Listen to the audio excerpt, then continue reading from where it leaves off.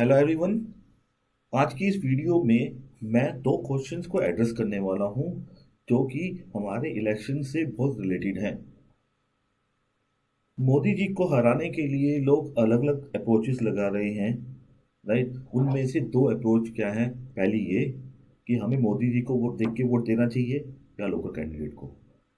तो वो सेल कर रहे हैं कि हमारा लोकल कैंडिडेट अच्छा हो तभी हमें वोट करना चाहिए, राइट। और दूसरा क्वेश्चन क्या आ रहा है कि मोदी जी ने ऐसा क्या किया 5 साल में कि हम उनको दोबारा वोट करें। ठीक है। तो इन दो क्वेश्चन को मैं अपने स्टाइल से एक एड्रेस करना चाहूंगा। तो पहला क्वेश्चन कि हमें मोदी जी को देख के वोट करना है या लोकल कैंडिडेट को देख के वोट करना है। तो उस वीडियो में मैंने देखा उसे बहुत अच्छी तरीके से सेल किया। मैं कहूँ उसमें गलत कुछ भी नहीं था। लोकल कैंडिडेट कैसा है कैसा नहीं है उसकी एक इम्पोर्टेंस है, बट उससे ज़्यादा इम्पोर्टेंस ये है कि वो किस पार्टी का है। आपको पार्टी क्यों इम्पोर्टेंट या हमारा लीडर क्यों इम्पोर्टेंट, उसका एक छोटा एग्जाम्पल पहले मैं लेके चलता हूँ। आप में से कई लोग अभी 18 से 25 की एज में होंगे। कई लोग ऐसे होंगे जिन्होंने कुछ टाइम पहले ही उनकी मैरिज हुई होगी। कुछ ओल्ड एज होंगे जिनके बच्चों की मैरिज होने वाली होगी या उन्होंने की होगी। तो उस समय जब आप एक लड़की के लिए लड़का देखने जाते हो तो क्या कहते हो? लड़का सुंदर होना चाहिए, लड़का अच्छा होना चाहिए, सेटल होना चाहिए।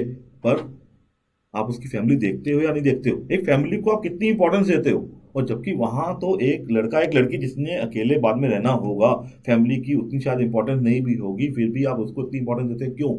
क्योंकि अगर फैमिली अच्छी है तो हम ये मान के चलते हैं कि लड़के के अंदर भी एक कल्चरली वो अच्छा होगा। ठीक है ना। तो अब यहां तो हम बात कर रहे हैं कि हम एक सेंट्रल गवर्नमेंट के इलेक्शन की बात कर रहे हैं। कोई ये दिल्ली स्टेट या मतलब स्टेट लेवल या एमसीडी लेवल का इलेक्शन थोड़ी ना है। जब एमसीडी का इलेक्शन होगा तो मैं समझ में आता है लोकल कैंडिडेट आपके अपनी चॉइस का होना चाहिए, वो काम करने वाला होना चाहिए। वो आके खड्डे भी देखेगा, आपकी सड़क के खड्डे देखेगा, नालियां देखेगा। अरे एमपी ने इस लो लेवल पे काम थोड़ा करना है, उसको तो हाई स्केल पे काम करना है। तो वहां पे तो बहुत ज्यादा इंपॉर्टेंट ये है कि वो एमपी जिसको आप चूज करने वाले हो वो किस लीडर को जाके सपोर्ट करने वाला है।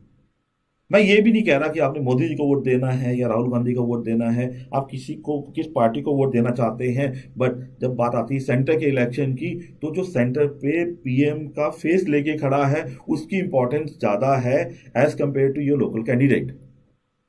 अब सोचो आपने लोकल कैंडिडेट देखा कि ये अच्छा है, ठीक है, आपने उस हिसाब से चूज कर लिया, सब लोग इस हिसाब से चूज करें, और बाद में पता चला कि वो फाइनली जो लीडर हमें मिला वो नहीं है जिसको आप चूज करना चाहते हैं।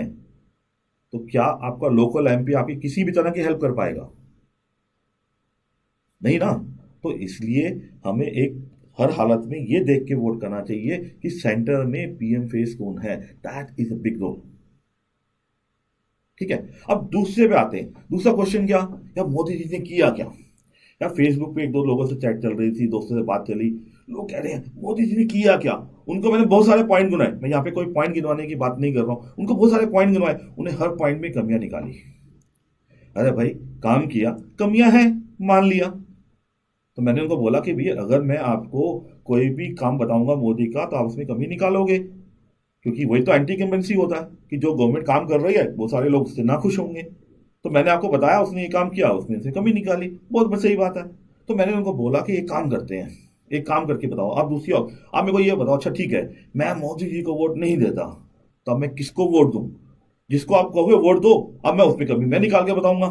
मैंने ऐसे बोल दिया उसको क्लियरली। आप मानो ना मानो, कम से कम 5 या 6 केस ऐसे रहे कि उनके पास कोई सेकंड ऑप्शन है ही नहीं। अरे भाई, जब तुम्हारे पास कोई सेकंड ऑप्शन नहीं है तो लोगों को क्यों बेकार है इस बात को कह कह के कि मोदी जी ने 5 साल में क्या किया, और गिव मी एन ऑप्शन।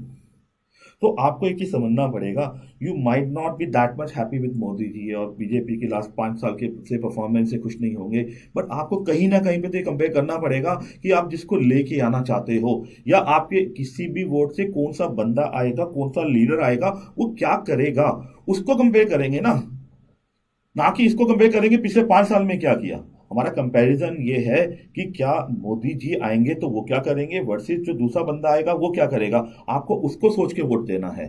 पिछले 5 साल are the example for you कि उन्होंने क्या करना चाहा, क्या किया, और अब वो क्या कर सकते हैं, क्या कर पाएंगे, उसको आपको विजुलाइज करना पड़ेगा और फिर कंपेयर करना पड़ेगा दूसरी पार्टी उसमें क्या कर सकती है क्या नहीं, बजाय इसके कि हम पुरानी कमियां छीन निकालते रहें। उसमें बहुत अच्छा काम भी हुआ वो भी आपको देखना पड़ेगा।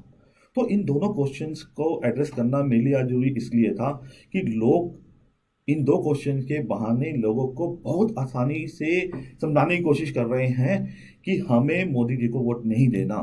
तो आई थिंक इन दोनों क्वेश्चंस का आंसर सुनने के बाद आपको समझ में आया होगा कि मोदी जी को वोट देना बहुत ही इंपॉर्टेंट है। भारत माता की जय।